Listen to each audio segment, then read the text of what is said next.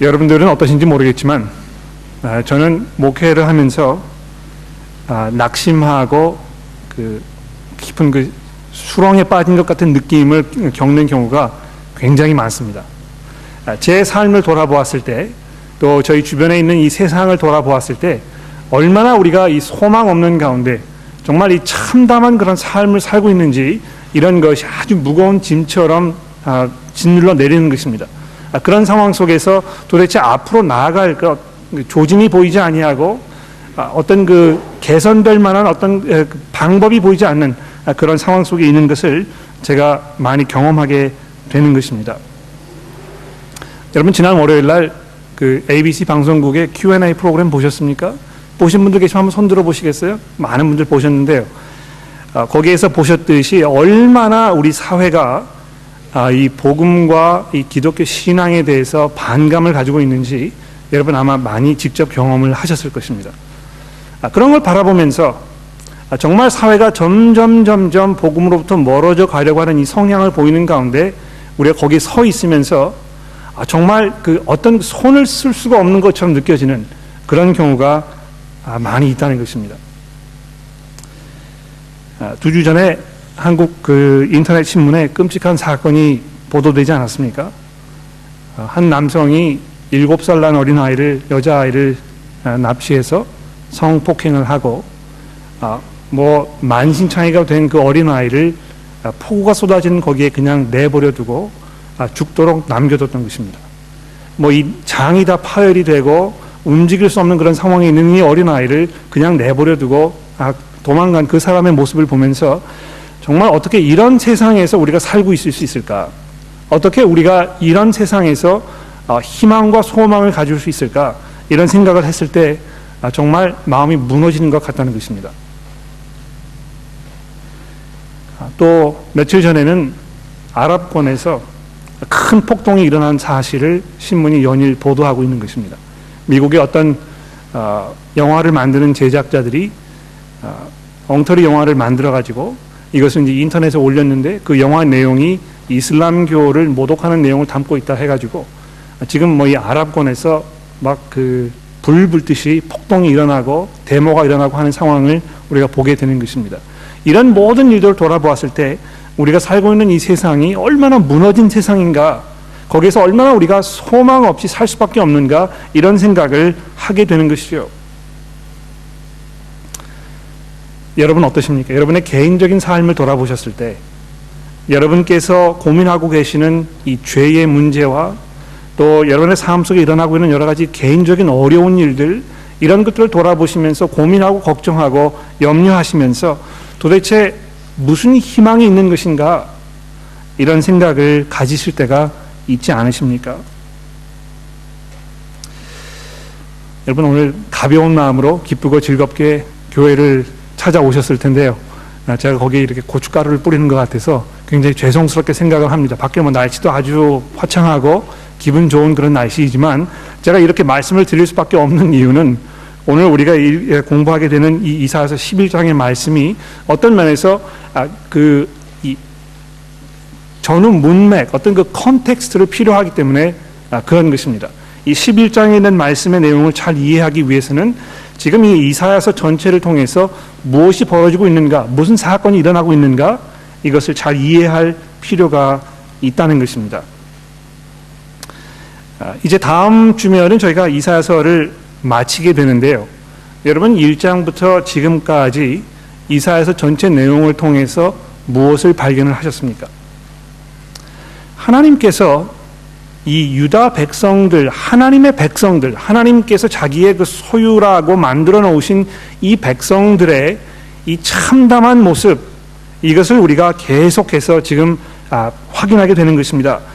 잠깐 우리 그 복습을 좀 해볼까요? 이사야서 1장 넘어가 보십시오. 더 1장으로 넘어가서 1장 우리 4절의 말씀을 다시 한번 살펴봅시다. 여기 보시면 이 하나님께서 유다 백성들을 향해서 내리고 계시는 그 평가, 이거를 우리가 읽어볼 수 있게 됩니다.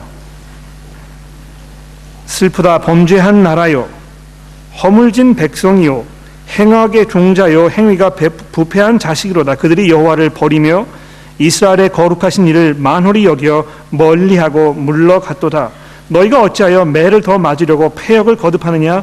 온 머리는 병들었고 그 마음은 피곤하였으며 발바닥에 터진 머리까지 성한 것이 없이 상한 것과 터진 것과 새로 맞은 흔적뿐이거늘 그것을 짜며 싸매며 기름으로 부드럽게 함을 받지 못하였도다. 너희의 땅은 황폐하였고 너희의 성읍들은 불탔고 너희의 토지는 너희 목전에서 이방인에게 삼켰으며 이방인에게 파괴됨 같이 황폐하였고, 이렇게 하면서 이제 장차 이 유다 땅에 닥칠 이 하나님의 엄청난 이 심판에 대해서 지금 말씀하고 있는 것입니다. 우리가 기억해야 될 것은 이사야가 지금 이 선지서를 쓰면서 당시 그때 이 유다 땅에는 어떤 그 일시적인 태평성화와 같은 그런 시기를 겪고 있었다는 것입니다. 풍성한 수확이 들어왔고 나라가 점점 강성해지는 것처럼 느껴졌었습니다. 군대 숫자가 점점 늘어나고 마치 예전에 이 솔로몬 시대에 이 나라가 느꼈던 것과 같은 그런 그 시대를 지금 이 유다 백성들이 일시적으로 경험을 하고 있었던 것입니다. 그래서 많은 사람들은요, 이 그 경제적인 상황이 좋아지고 삶이 조금 풍요로워지는 것 같으니까 하나님께서 우리를 사랑하시고 우리를 아주 흡족해 하시고 마음에 들어 하시는가 보다, 이런 결론에 도달한 것이죠. 그러나 하나님께서 이 백성들의 그 삶을 돌아보았을 때, 그들의 그 마음을 꿰뚫어 보았을 때는 결코 그렇지 않았다는 것입니다. 얼마나 이들이 위험천만한 그런 삶을 살고 있었는지 모릅니다. 이들은 영적으로 아주 메말랐고요, 하나님을 향한 어떤 두려운 마음이나 또 섬기려고 하거나 그분의 말씀을 순종하려는 이런 모습들이 전혀 보이지 않았던 것입니다. 또 계속해서 우리가 7장부터 확인하는 바이지만 이 국제 정세가 아주 급변하면서 지금 유다 땅에는 아주 그 풍전등화와 같은 이런 위급한 상황이 지금 이들에게 몰려오고 있었던 것입니다.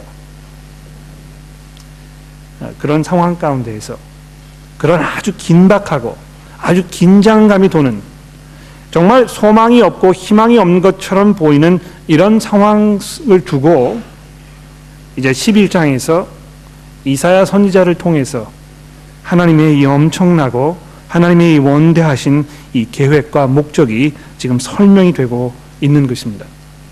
이 무너진 세상을 향한 하나님의 그 열정, 하나님의 그 생각, 하나님의 그 마음이 무엇인가를 우리에게 잘 설명해 주고 있다는 것입니다. 제가 며칠 전에 신방을 하고 이제 늦게 집에 돌아오고 있었는데요. 컨코드 로드, 그러니까 라이드에서 쭉 언덕을 따라 내려오시면은 다리가 있지 않습니까? 컨코드 로드가 있죠. 그 다리가 있는데 제가 그 다리를 건너면서 왼편으로 둥근 달이 물 위에 떠 있는 상황을 보게 되었었습니다. 그렇게 둥글고 그렇게 휘황찬란하고 그렇게 아름다운 달을 제가 본 적이 없는 것 같아요. 얼마나 그 달이요, 꽉 차 있고요, 정말 그 밝은 빛이 밤하늘에 비치고 있는지 정말 이 숨을 쉴 수가 없을 정도로 그렇게 아름다운 그런 달이었습니다. 옆에 제 집사람이 좀 있었으면 참 좋았겠다, 그런 생각을 했었는데 아쉽게도 그렇지 않았었거든요. 그런데 여러분 보십시오.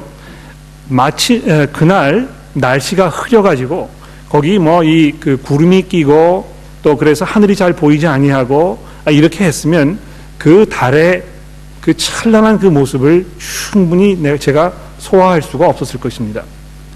그 배경이 아주 어둡고 정말 침울하고 이랬기 때문에 그 달의 아름다운 모습이 더 선명하게 드러나게 되었다는 것입니다. 그런 면에서 이 이사야서 11장에 등장하는 이 말씀도 1장부터 10장까지의 그 암울함, 거기에 그 참담한 이스라엘의 모습을 배경으로 놓고 보았을 때 이 말씀이 얼마나 놀랍고 얼마나 우리의 마음을 정말 흐뭇하고 따뜻하고 힘돋게 하는 그런 말씀인지 우리가 생각해 볼 수 있게 되는 것입니다. 자, 그러면 이 본문 말씀을 이 세 가지 부분으로 나누어서 우리 한번 생각해 보도록 합시다. 먼저 11장 1절부터 5절 말씀에 보면 하나님께서 이 새 싹을 돋아나게 하시겠다고 말씀하고 있습니다. 이새의 줄기에서 한 싹이 나며, 여러분 여기 이 이새의 줄기에서 한 싹이 나며 하는 이 말씀을 잘 한번 생각해 보십시오. 지금 다윗이라는 그 왕이 시작한 이 다윗의 왕조, 그것이 어떤 형편에 와 있었습니까? 뭐 형편없이 지금 매맞고 무너지고 우왕좌왕하는 이런 상황에 와 있지 않았었습니까? 마치 큰 나무가요, 그 밑둥이 잘려가지고 지금 아주 그 추한 모습이 퍼랗게 드러난 그런 상황을 말씀하고 있는 것입니다. 그런데 거기에서 하나님께서 새로운 싹이 돋아나게 하시겠다고 지금 약속하고 있는 것입니다. 이 새로운 싹은 누구입니까? 2절 말씀에 보면 곧 하나님의 이 영, 다른 그 어떤 왕들과는 전혀 다른 새로운 왕께서 등장하셔서 이 나라를 공의로 정의로 심판하시고 다스릴 것이라고 하나님께서 말씀하고 있는 것입니다.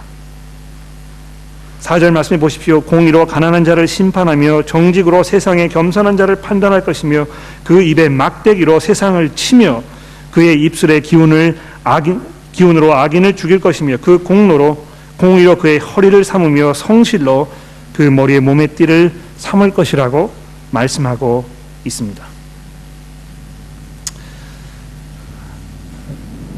올해 12월 달이면 한국에서 이제 대통령 선거가 있지 않습니까? 그렇죠? 누가 대통령이 당선이 될지는 잘 모르겠지만 여러분, 당선되는 그 사람에게 하나님께서 이런 그 설명을 하신다고 생각해 보십시오. 이 대한민국이라는 나라가 얼마나 아름답고 얼마나 살기 좋고 얼마나 훌륭한 그런 나라가 되겠습니까? 세상에 어떤 왕이, 세상에 어떤 통치자가, 어떤 다스리는 그 권력을 가졌던 자가 이런 경우가 있었습니까? 그 누가 정말 여호와를 경외함으로 즐거움을 삼는 그런 사람이 있었습니까? 그 누가 정말 하나님의 그 지혜로 이 온 세상을 통치하면서 공의로 정의로 사랑으로 세상을 다스린 적이 있었습니까? 그런데 하나님께서 그렇게 하시겠다고 지금 이 참담하고 참혹한 상황에 있는 사람들에게 약속하고 계셨던 것이죠. 그 첫 번째 부분입니다. 두 번째 부분은 6절부터 9절 말씀해 보시면 이 왕이 오셨을 때 어떤 변화가 일어날 것인지, 이 세상이 어떤 모습으로 변화될 것인지에 대해서 우리에게 설명해 줍니다. 그때 6절입니다. 이리가 어린 양과 함께 살며 표범이 어린 염소와 함께 누우며 송아지와 어린 사자와 살찐 짐승이 함께 있어 어린아이에게 끌리며 암소와 곰이 함께 먹으며 그들의 새끼가 함께 엎드리며 사자가 소처럼 풀을 먹을 것이며. 모르겠습니다, 여러분. 지금 이 구절이 우리가 하늘나라에 가면 바베큐를 먹을 수 없을 거라고 이야기하는 상황인지 잘 모르겠습니다. 저는 이 바베큐 먹는 거 참 좋아하거든요. 이 채식주의를 한다는 것은 참 비극적인 일인 것 같아요. 뭐 이 건강을 위해서 채식을 하셔야 된다고 말씀하지만 저는 절대로 그럴 의사가 없습니다. 이 고기를 먹는 것처럼 참 즐겁고 기쁜 일이 없는 것이거든요. 그런 이야기를 하고 있는 것이 아니고요. 지금 여기 있는 이 본문 말씀의 근본적인 그 내용이 무엇입니까? 이 세상에 있는 모든 적대적인 관계가 이제 다 해결될 것이라는 것을 말씀하고 있는 것입니다. 서로 먹고 먹히는 이런 그 끔찍한 이 세상의 모든 관계들이 깨끗하게 정리되는 그런 상황을 말씀하고 있는 것입니다. 그것뿐만 아니죠. 여러분 9절 말씀해 보십시오. 내 거룩한 산 모든 곳에서 해됨도 없고 상함도 없을 것이니 이는 물이 바다를 덮음같이 여호와를 아는 지식이 세상에 충만할 것입니다. 여러분, 이것이 얼마나 놀랍고 얼마나 우리를 흥분되게 하는, 얼마나 우리의 그 기대치를 높이는 이런 약속입니까? 마치 이 바다에 물이 가득한 것처럼 이 온 세상에 하나님을 향한 그 지식이 충만하게 되는 그때가 올 것이라고 하나님이 약속하고 있는 것입니다. 그렇게 되면 얼마나 살기 좋을까요? 얼마나 거기가 이 천국과 같은 곳일까요? 얼마나 거기가 이 에덴 동산과 같은 그런 곳이겠습니까? 여러분 여기 보시면 하나님께서 이 온 세상을 향해서 가지고 계시는 그 의도하신 바가 무엇인지 잘 설명하고 있습니다. 이것은 그냥 뭐 좀 더 보다 살기 좋은 세상을 말씀하는 것이 아니고요. 근본적으로 새로 다 만들어진 아주 그 기초부터 새로 다져진 새로운 시대, 새로운 세상을 말하는 것입니다. 세 번째로 10절부터 마지막 절까지 보시면 이 새로운 세상에 살게 될 이 하나님의 새로운 백성들이 누구인지에 대해서 오늘 본문 말씀이 잘 설명해 주고 있습니다. 여기 보십시오. 그날에 이사의 뿌리에서 한 싹이 나며 만민의 기치로 설 것이요. 기치란 말은 이 깃발이란 말이죠. 여러분 그 전쟁을 하게 되면 옛날에는 이 군대를 통솔하기 위해서 뭐 나팔을 불거나 어떤 그 깃발을 흔들지 않았습니까? 이 통신 그 수단이 발달하지 않았기 때문에 군인들이 그것을 바라보고 이것이 이런 작전 명령이구나, 내가 저리로 가야 되겠구나, 여기로 집결해야 되겠구나 하는 그런 모든 그 명령 전달이 이런 그 깃발을 통해서 이루어졌다는 것입니다. 마치 그런 상황을 지금 설명하고 있는 것이죠. 이 온 세상의 모든 사람들이 하나님께서 지켜드신 그 깃발을 바라보면서 거기로 지금 몰려들고 있는, 구름대와 같이 몰려들고 있는 그런 상황을 설명하고 있는 것입니다. 11절에 보십시오. 그날에 주께서 다시 그 손을 펴사 그의 남은 백성을 아수르와 애굽과 바드로스와 구스와 엘람과 시날과 하맛과 바다 섬들에서 돌아오게 하실 것이라. 여호와께서 열방을 향하여 이 깃발을 세우시고 이스라엘의 쫓긴 자들을 모으시며 땅 사방에서 유다에 흩어진 자들을 모으실 것이라고 하나님이 약속하고 있는 것입니다. 여러분 한번 상상해 보십시오.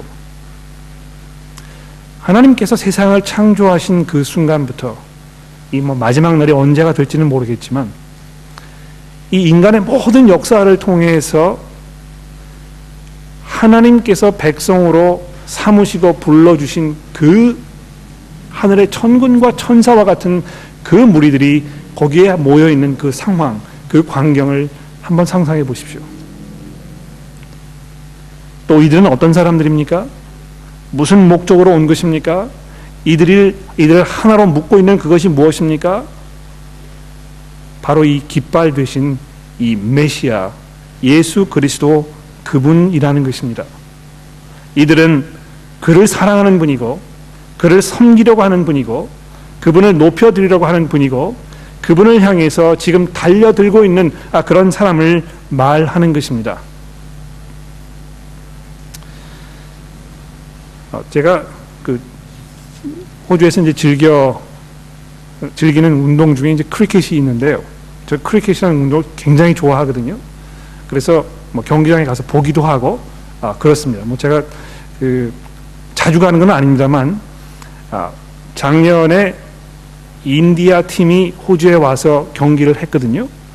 근데 그때 어떤 일이 있었느냐 하면 호주 팀의 주장인 이 마이클 클락이라는 그 선수가 뭐 전례 그 유례 없이 자기 혼자서 한 팀의 그 모든 점수를 뭐 거의 다 내다시피 하는 그런 그 엄청난 일이 있었습니다. 뭐 이 크리켓을 별로 좋아하시는 분들, 좋아하지 않으시는 분들은 그게 뭐 대수로운 일인가? 뭐 이렇게 생각하실지 모르겠습니다만 여러분 이 크리켓에 대해서 특히 이 호주 크리켓 팀의 주장에 대해서 존 하워드 수상이 뭐라고 얘기했는지 아십니까? 호주에서 수상 다음 자리로 중요한 자리가 이 호주 크리켓 팀의 주장 자리라는 것입니다. 예? 그러니까 이 크리켓이라는 이 경기가 호주 사람들의 정서에 얼마나 중요한 위치를 차지하고 있는지 또 그 팀의 주장을 맡고 있는 이 사람이 얼마나 이 막중한 임무를 맡고 있는지 잘 알 수 있지 않겠습니까? 그런데 그 주장이요, 평소 이제 크리켓 경기를 하게 되면 뭐 점수가 한 500점가량이 나게 되거든요. 그 팀에 11명의 선수가 있는데요. 11명이 나가서 이제 그 공을 치게 되면 점수가 뭐 보통 많이 나오면 한 500점 정도 나게 됩니다. 그런데 이 마이클 클락이라는 이 주장이요, 자기 혼자서 320점 정도의 점수를 낸 것입니다. 무려 뭐 하루 이틀 3일 연속 해가지고 이 점수를 낸 것인데요. 제가 3일째 가도 되는 날 이 그 둘째 날 이제 마지막 경기가 끝났을 때 이 마이클 클락이라는 이 선수가 250점까지 올라갔었습니다. 그 다음날 아침에 경기장에 갔더니요, 뭐 사람들이 인산인해를 뭐 보였다고 하지 않습니까? 이 구름대처럼 모여 있는 사람들이 와가지고 하는 이야기가 전부 오늘 이 마이클 클락 이 선수가 300점을 넘을 것인가, 그거를 다 보기 위해서 거기 지금 뭐 한 4, 5만 명의 가량이 거기 뭐 가득하게 운집을 하고 있었던 것입니다.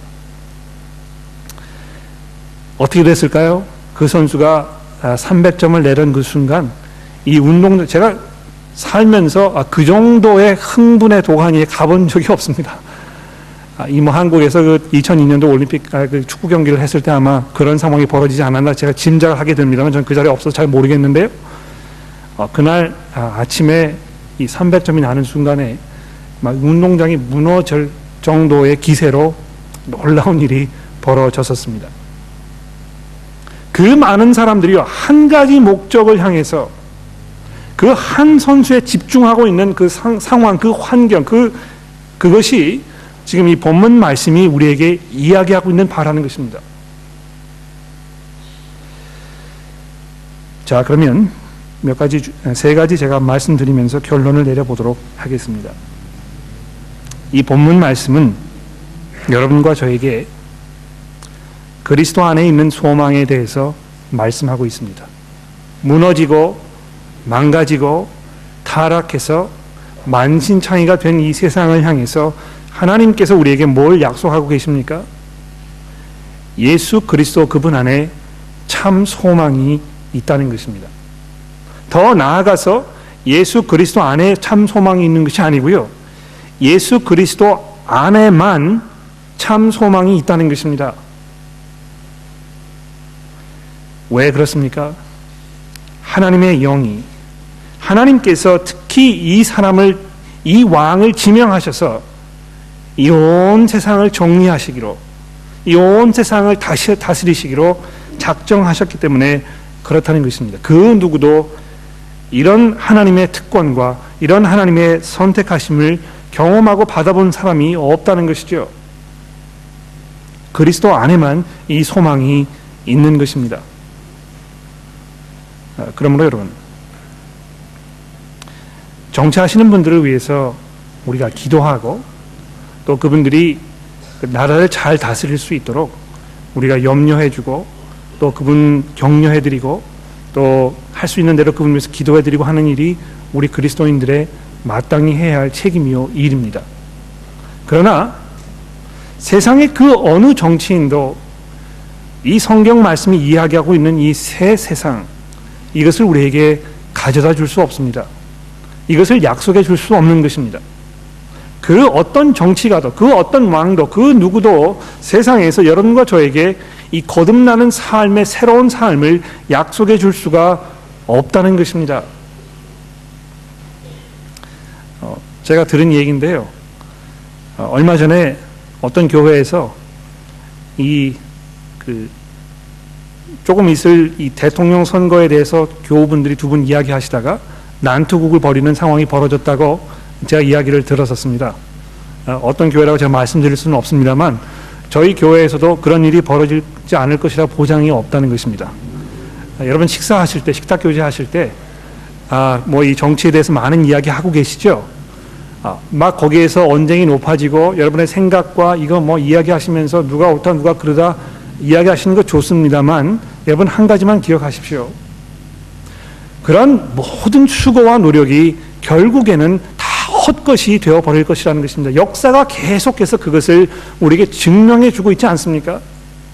여러분, 오바마 대통령이 4년 전에 대통령에 당선되었을 때 얼마나 많은 사람들의 기대와 소망 가운데 그 자리에 올라가게 된 것입니까? 마치 그 사람이 대통령에 당선되기만 하면 이 온 세상이 순식간에 변화될 것처럼 사람들이 기대했었습니다만 그렇지 않았습니다. 얼마나 그가 힘없는 모습으로 지금 이 대선에 임하고 있는지 우리가 확인하고 있지 않습니까? 예수 그리스도 안에 그분에게만 소망이 있는 것입니다.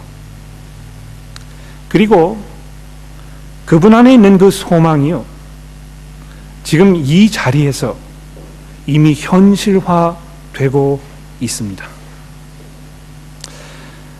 여러분, 교회에 오실 때요, 여러분 이것을 잘 이해하고 오셔야 되는데요, 이 교회라는 곳은 그냥 가벼운 마음으로 그냥 우리의 가지고 있는 생각과 또 우리의 그 습성과 우리의 성품과 이것을 다 가지고 그냥 들어오는 그런 곳이 아닙니다. 여러분, 그 조폭 세계에서는 조직의 발을 들여놓는다고 이제 그러지 않습니까? 그렇죠? 조직의 발을 들여놓게 되면 손가락을 자르기 전에 이제 나가지 못한다는 얘기가 있는데요. 여러분, 이 교회에 들어오시는 것은요, 대단한 약속을 하시는 것입니다. 이 교회에 들어온다는 말은 교회에 출석한다는 것을 제가 말씀드리는 것이 아니고, 이 하나님의 새로운 이 공동체 안에 속해 있는 그 멤버가 되는 그것을 말하는 것입니다. 여러분, 그 멤버가 된다는 것은 무엇을 말하는 것입니까? 내가 이제부터는 지금까지 내 삶의 방식을 다 접어두고 내가 새로운 모습으로, 새로운 마음가짐으로, 새로운 목적으로, 새로운 방식으로 삶을 살아가겠다고 약속하는 것입니다. 하나님 앞에, 하나님, 제가 지금까지 살아왔던 내 삶의 모습이 모두 잘못되었다는 것을 인정하기 때문에 내가 이제부터는 하나님의 은혜 가운데에서 하나님의 방식대로 내 삶을 새롭게 살아가겠습니다라고 약속하는 것을 말하는 것입니다. 그러므로 호락호락 여러분 교회의 교인이 되었다고 이야기하시는 것은 대단히 위험하고 아주 큰 낭패를 보실 수가 있습니다.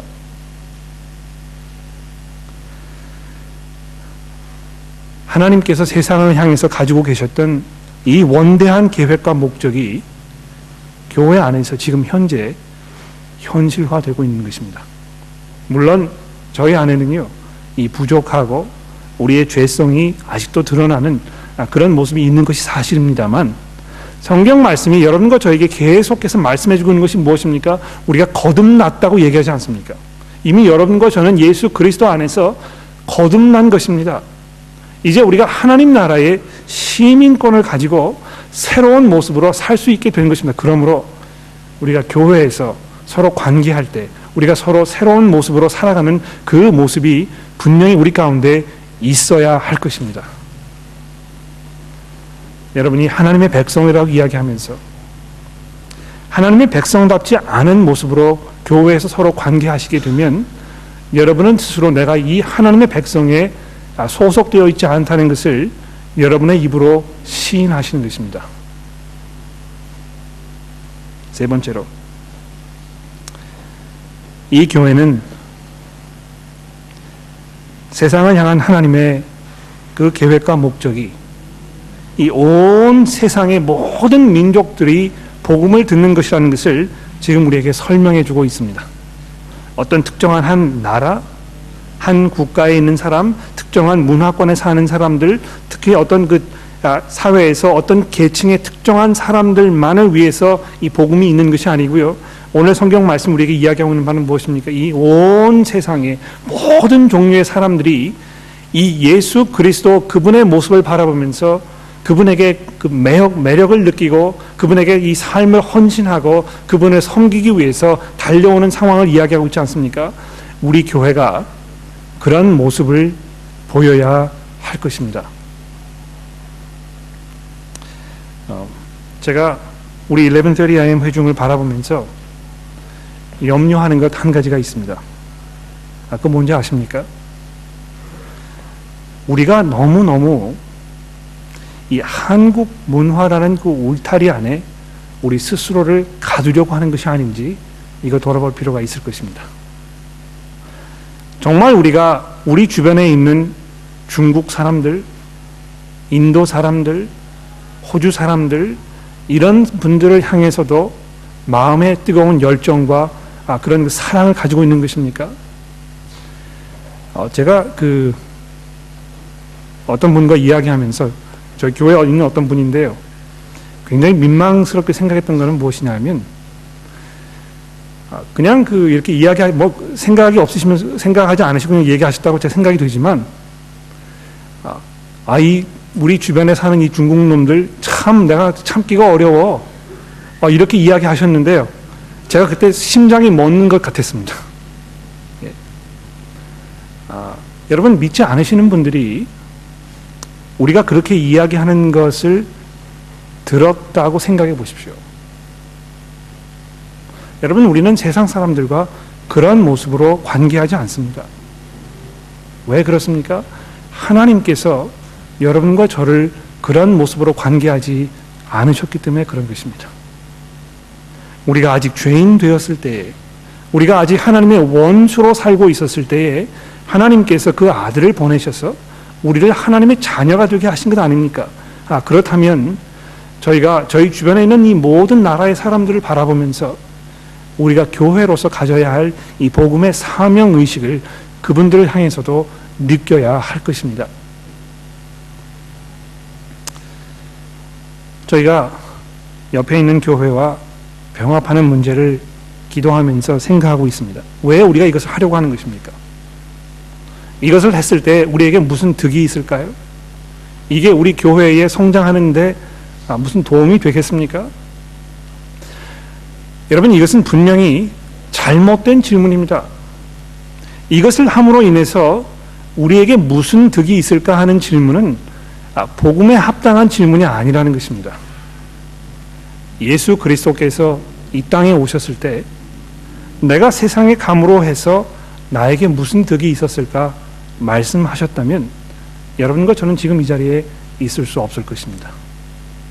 그분께서는 희생을 감수하시고 그것을 마다하지 아니하시고 그것이 그 엄청난 수고와 고통과 핍박을 수반하고 있음에도 불구하고 이 하나님의 계획과 목적을 위해서 이 땅에 서슴없이 자원하시는 마음으로 오셨다는 것입니다. 그렇다면 여러분, 이 병합하는 문제를 우리가 생각하면서 우리가 던져야 할 가장 중요한 문제는 무엇입니까? 이것을 함으로 인해서 더 많은 사람들이 예수 그리스도를 만나게 될 것인가? 이것이 가장 중요한 문제입니다. 그 문제에 대한 대답은요, 예일 수도 있고 아닐 수도 있습니다. 우리가 이것을 함으로 인해서 더 많은 사람들이 예수 그리스도를 만날 수 없게 된다면 거기에 무슨 건물이 있고 거기 돈이 얼마가 있고 해도 그것은 옳은 결정이 아닐 것입니다. 왜 그렇습니까? 하나님의 어젠다가 아니기 때문에 그렇다는 것이죠. 중요한 것은 지금 그쪽 지역에 수많은 사람들이 복음 들을 기회가 없이 그냥 살고 있다는 것입니다. 그렇다면 여러분과 제가 거기에 있는 그 사람들을 위해서 이제 우리가 할 수 있는 일이 무엇일까? 이것을 생각해 보는 것이 여러분과 저에게 주어진 가장 중대한 명제일 것입니다.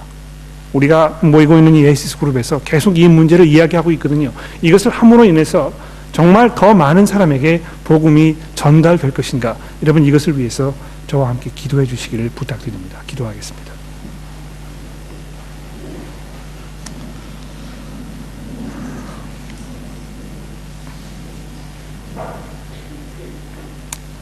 하나님 아버지,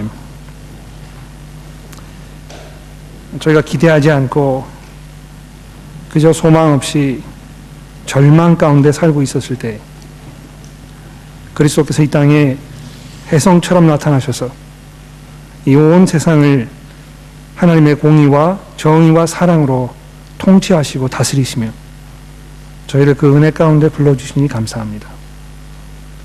하나님, 혹시 저의 마음 가운데 그런 하나님의 놀라운 사랑과 은혜가 불 붙듯이 일어나지 않고 있다면 하나님, 저희를 용서해 주시고 주께서 저희들의 마음과 생각에 하나님의 이 세상을 향한 뜨거운 사랑으로 불 붙듯이 일어나도록 저희를 변화시켜 주시기를 간절히 기도합니다. 하나님, 저희 주변에 수많은 사람들이 복음을 듣지 못하고 아직도 하나님의 심판 가운데에서 멸망의 길로 가고 있는 것을 바라보면서 저희가 무엇을 할 수 있을지, 무엇을 해야 할지 깊이 고민하며 또 그것을 위해서 기도하는 저희가 되게 하시고, 특히 이 한국 사람들이 아니더라도 주변에 있는 수많은 다른 모든 나라의 사람들이 함께 우리와 예수 그리스도를 섬길 수 있는 그 일에 우리가 무엇을 할 수 있는지, 기여할 수 있는지 저희들에게 보여주시기를 간절히 기도합니다. 예수 그리스도의 이름으로 기도드렸습니다.